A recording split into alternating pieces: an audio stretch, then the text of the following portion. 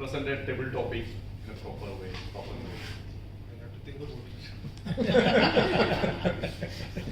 You want me to speak for 1 minute? No, you can take 30 seconds to think, then you can start speaking. I get time to think. Yes, for 30 seconds you will. So this is a very good topic, no doubt about it. Excellent topic. So when I think more and more about it, I am of the firm opinion that I have nothing more to say about it. But you could make it for 1 minute. Toastmasters, boys and girls of Trivandrum Toastmasters Club. That was me 17 years back when I joined the Toastmasters.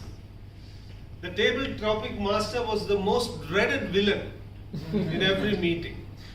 And you are always, when he is on stage, looking for cover. Under the stool, over the bench, or rush directly to the bathroom. How many of you today are in the same boat that I was here 17 years back? Well, everything, we have doctors here who will tell you that everything is trainable. Everything is a vicious loop in which you can actually train yourself. We need a process, we need a technique. There are many techniques that you can use to do this much better. So this is an experimental educational session where we are going to try out 2 sample simple techniques which could probably help you to follow the rules of Toastmasters table topic sessions. Well, let me tell you, there are 2 major or rather 3 definite rules that we should follow. One, some of you will be giving topics to me or somebody else who's going to come here. The topic should be precisely 2 words or at the most 3 words. It should not be something very complicated like, what is your opinion on the socio-economic situation of the lower middle class strata in the country called Congo? So don't have a topic which will make him speak, not think. And to the people who are coming here and going to speak now, you are here to speak and not to think, which means the trick that I did with him was essentially that you are buying time. You are asking him, please let me know what, once again you repeat, then you look this way, that way, you are looking at the corner of your eyes to see whether the green flag has gone up or not in the accent. So let me tell you these 2 very elementary, simple tricks. Any topic whatsoever, I personally believe can have a past, present and future.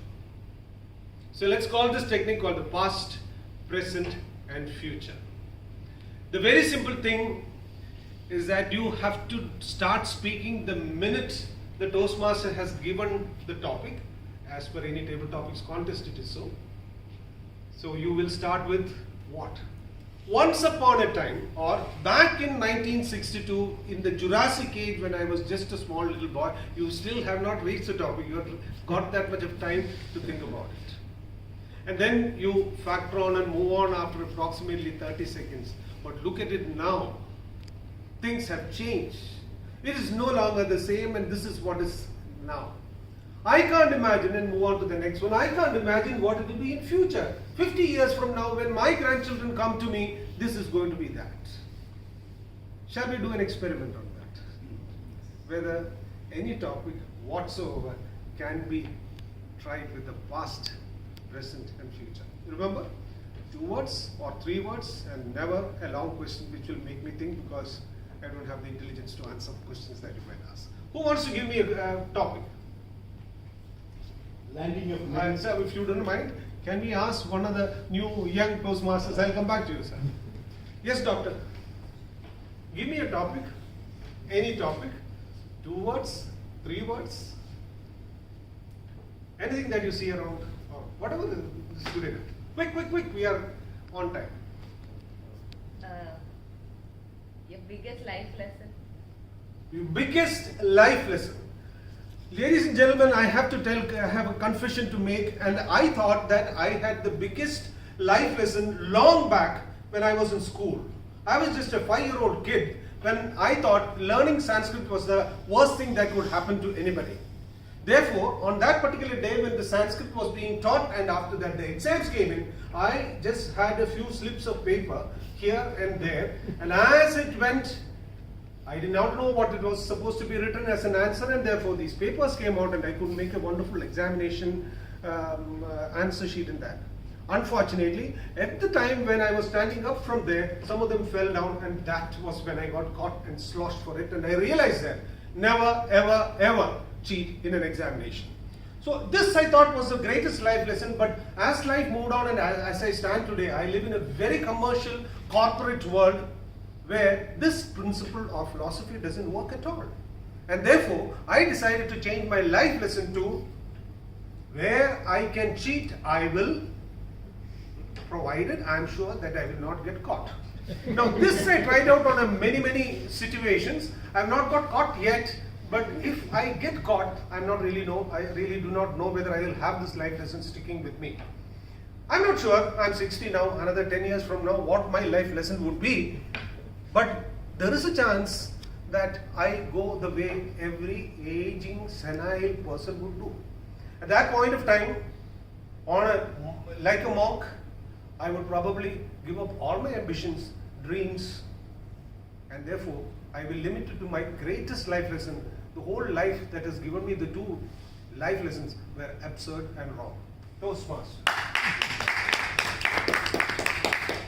I'm not sure whether it was successful or not, but this is a topic where you would think you cannot, circa 1961, what could you do? And you could not do it here. Is there anyone who is willing to come over and try it out? How table topics helps us in our daily life? Sorry? You're asking a question? Or give me a topic? Topic, I'll give So what I thought was, since we are short of time, why don't you come over and try this technique? Come, time up. Prasida, would you be kind enough to give a very challenging topic for him? 2 words, maximum 3 words. Quick and fast. Sir, please remember, there is a past to whatever you are going to speak, there is a middle, which is a present, and there is a future. The person who inspired you the most. Good evening, Toastmasters. The person who inspires me most is my father, because he teach me many things when I was young, in the past, and that helped me definitely to grow in the future also. He showed me many examples how to be challenging, how to give good examples in life to others. And definitely, it makes me to grow in a better way. Prasida, why don't you just come over? Let me give you a topic which is a wonderful job done, sir. You somehow got stuck in the past, you didn't come to the present and future. I'm sure you mentioned about it, but did not really translate into a full-fledged this thing. So, there are many objects in this room. I'm excluding the human beings who are here. Which of them would you like to pick and speak?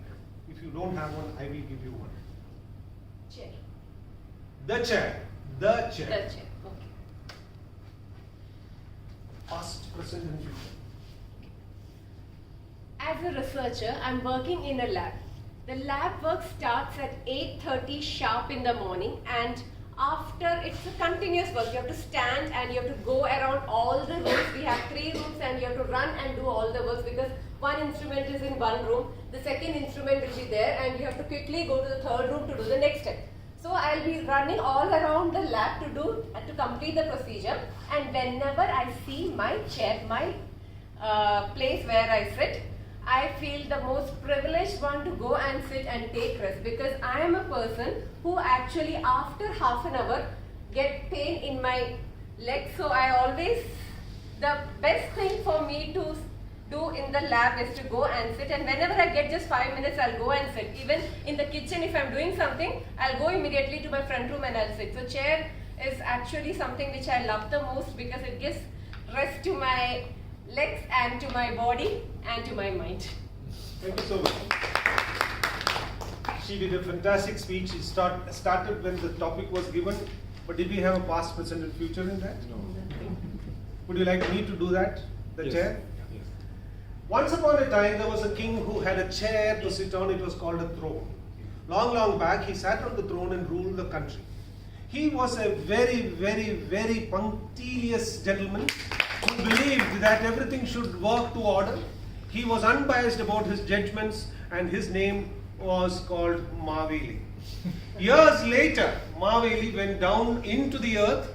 We celebrate the Onam today. But do we see any Maveli during the Onam which we have seen in the past few years, or the one which is coming very, very close by in September or rather August? But we do not see any elements of his unbiased, punctilious work that he did anymore. Do you think that you would have future Mavelis who would rule us and bring back the golden era of this country, this state called Kerala, back again into it? I have my own doubts, the way the politicians and the rulers of this country go. So therefore, let me bring you back to where it was. We had a Maveli. We don't have it now. We can only hope for one in future. Did I do justice to it? We had a past, we had a present, and we had a future. Some amount of trying it again and again and again would always help you to do that. Having said that, let me jump on to the next step. This is called a split, slice, or a slash. There are many a time a question is a sentence, a long sentence is given and you are desperately trying to make out what the hell does it mean. You do not know what it is. It could be a proverb which you are trying to figure out. In that instant, when your head is throbbing, the heart is beating, and there are butterflies in your stomach, you cannot make out the meaning. What do you do in such a situation? Split, slice, or slash. Split is cutting it into two. Slice it, cutting it into many, and slash is with one swish. Cut it wherever you want. It is cut into many or some. Right? So, would you like to give me a topic to just see whether we can apply one of this? Anybody, sir? Sir, give me a topic which I can. I'll the topic. What is this? Okay. Vishak. Vishak. The, Yeah, Vishak. Okay. Yeah. An apple a day keeps the doctor away. An apple a day keeps the doctor away. See, there are two things which you have to consider, and I have never seen the correlation between the two. Mark Twain is the one who said, "The east is east and west is west, and never the twain shall meet." Here, we have two twains here, one called the apple and the other called the doctor. Now let me explain this to you. An apple today comes from the orchards all over the globe. Right? Your friendly neighborhood vegetable vendor will have an apple from New York. But this apple is genetically manipulated, coated with a layer of wax, and it is so full of pesticides that I do not trust eating it. And now you have that doctor on the other side who keeps telling you that have safe eating habits. Do not eat things which have pesticide. You go organic. And can you believe, Vishak, what you said is right? It's the proverb which has found its time but no longer relevant. Apple a day will call the doctor every day. Thank you. Vishak, I hope I was okay. So, this is a second way of probably treating it. So I want one of the speakers to come over. Would you like to come over, sir? I'll have to give it to somebody else. Who wants to speak? Gentlemen there.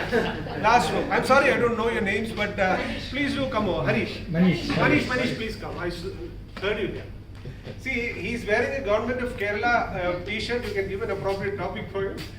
Remember, Manish, you'll have to split it. Yeah. You can put it into multiple pieces or whichever way. Cut it up and then you connect. That's what we always So your topic. How you manage your stress? I don't have any stress.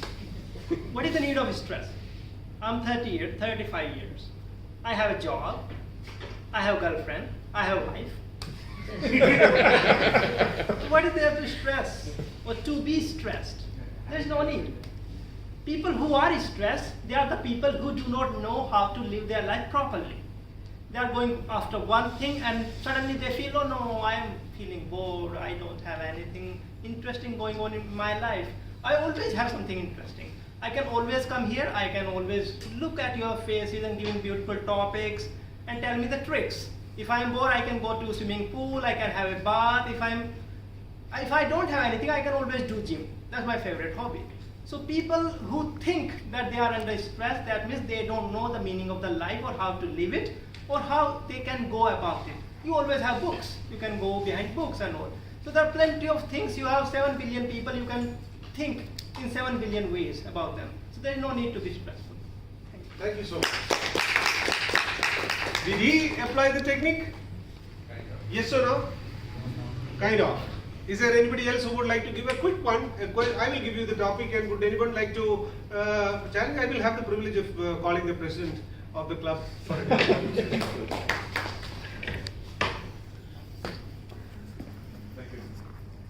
The topic for him is a blue sky. A blue sky is very, very interesting thing. Whether there is a sky or not is a question. It's a scientific question. There is no sky. It is only an illusory part. We feel blue because the blue rays are very short in their wavelength. That is why the solar system is divided, solar light is divided into 7, and this blue one has less wavelength. That is why we see the sky as blue. Similarly, the sea is also blue. There is a story. Once C.V. Raman flew back from US to India. When he flew back, he looked upon the window, looked through the window of the flight. Then he saw a great scenery. It is the combination of sky and sea. That makes the invention of a great scientific thing, a Raman effect. So when we look upon the matter, it's the matter. Whether it is blue or red, we think upon it, then the scientific theories will greatly evolve. That's the secret behind every invention. Back to you. Well, he did make the distinction between those two little words, the blue and the sky, and then brought them up together somewhere, Raman effect or whatever that you said. Fantastic job, sir. So there we are. We have come to the end of this session. 2 techniques. Try it again and again. It becomes very, very easy. And I have 1 more minute left, I suppose. Yeah, no. And in that case, should we finish it off with one last table topic session? Now, before topic subject. Before that, let me tell you something. Your job on the podium when you are given a table topics is not just to speak for 1 hour, 1 minute. As you would start, you would be worried about 1 minute, but as you grow and become better and better, you remember you've got to do 3 things on the stage. First, try to educate the audience, exactly like he said now. Second, entertain the audience like many of them did today. And the third thing is energize, call for action. If you can do that, you have got a perfect table topic speech. Anybody would like to give one little topic before I wind up? The last one. Anyone? Honesty is the best policy. Honesty is the best policy is a paradigm which has shifted long back. Once upon a time, the ethical and moral value of us human beings were always very, very fundamental to our nature. Honesty was the underlying principle which is said in Gita, Quran as well as Bible, that you should not steal what is not yours. Now, to me, if it is an integral part of my life, it is a part of my DNA, it is no longer a policy. Policy is something that you adopt under certain circumstances, and it is something that can change in a different set of circumstances. As far as I am concerned, if honesty is integral to me, it is a policy that cannot be manipulated, that cannot be amended, that is something ingrained in me. There are many, many greats who have lived a life making this as their core truth, Mahatma Gandhi being the classical example. But remember one thing, irrespective of what culture you are from, what society you live in, what religion you follow, a time-tested technique for a rightful living is what honesty is all about. The choice is yours to be honest or dishonest. I would always vote for the first. one element which I added in this is asking you to do something. That is what we call energizing.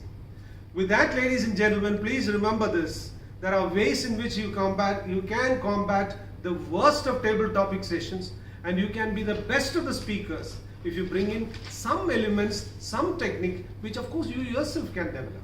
These are the things which I have tested and tried, and I have found it useful. Not necessarily it might work for you, but there are multiple small things you can do to make it better.